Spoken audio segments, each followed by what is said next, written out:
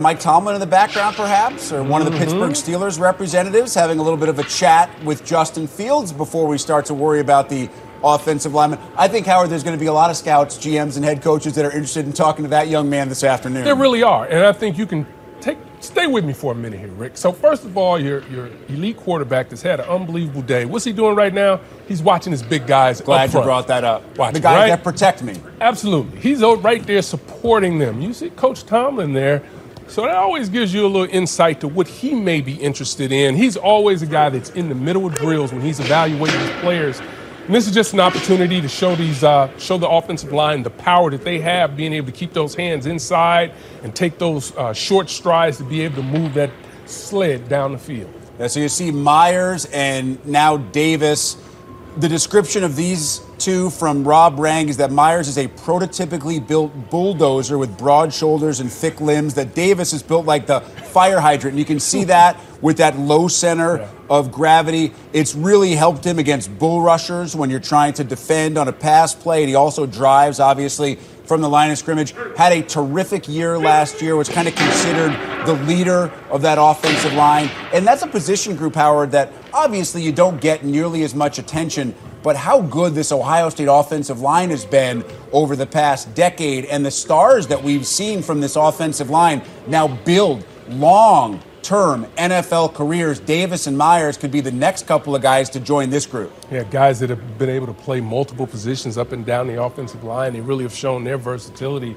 But again, an opportunity to go out and show that the power that they have from the bench press now into this drill, to be able to have that upper body strength to maneuver people, and also have that lower body strength to really drive and dig people out, because they're going to go against some talented three techniques that are going to be out there that you're going to have an opportunity to move. This is some of the stuff that I always love, Rick. Right before you go out and do the drill, you're going to be coached up. That's his offensive line coach who's been coaching him for the last 3 or 4 years, but he's still intent, dialed in to what coaches wants me to do. Again, you'll see a pass rush here to see him get outside, moving around, just showing you the footwork, his ability to slide those feet. And again, being a knee bender, not a waist bender. That's important at that position.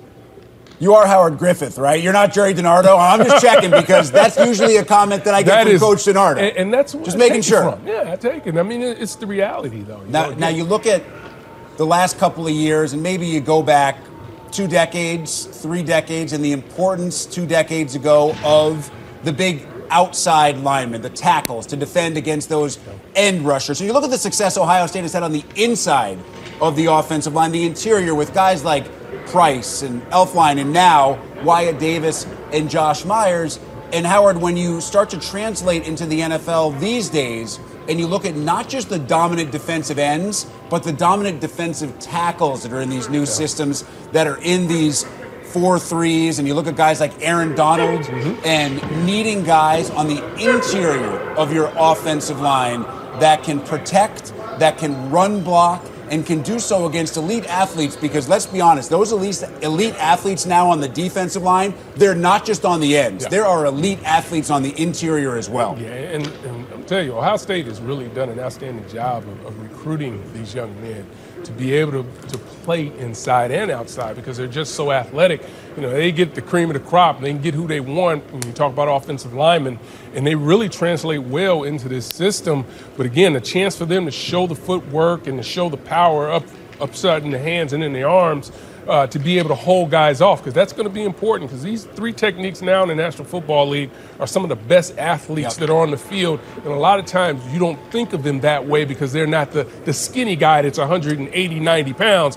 But when you take a man that's 300 pounds, 6'3", and can do all the things that the corners can do, there are some impressive athletes. Again, just showing you his agility with the footwork, going side to side, seeing him just planting that foot and changing directions immediately.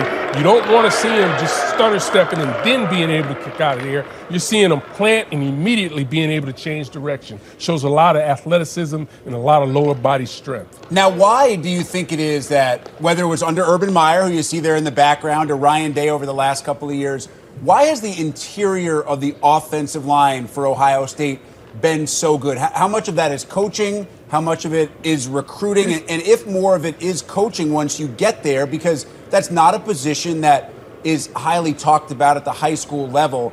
How much of that coaching is able to be instilled during that career and get you ready for the NFL? And listen, a lot of it's coaching, but the fact of the matter is a lot of it is God-given ability. When you talk about three techniques that are game changers, you talk about guards that are game changers, they are few and far between. So as a staff, if you can identify those young people and get them into your program, you know they're going to get stronger, but to be able to coach them up and get them to be able to do that, and let's remember, the guys that these young men are practicing against every day, all day.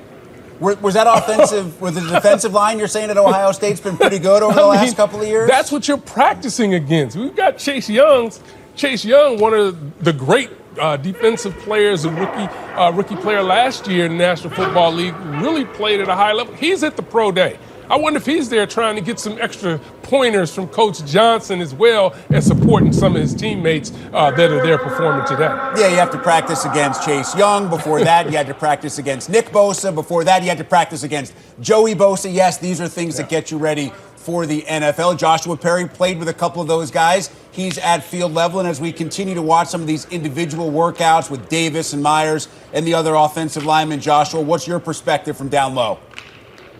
Yeah, as Wyatt wraps up, I think the big things that stood out were the footwork and the strike. The footwork, obviously, and Howard talked about it, comes down to the athleticism, the ability to bend, but to really move. These offensive linemen nowadays in these zone schemes, they have to be able to move. If you're a gap scheme guy, you have to be able to pull.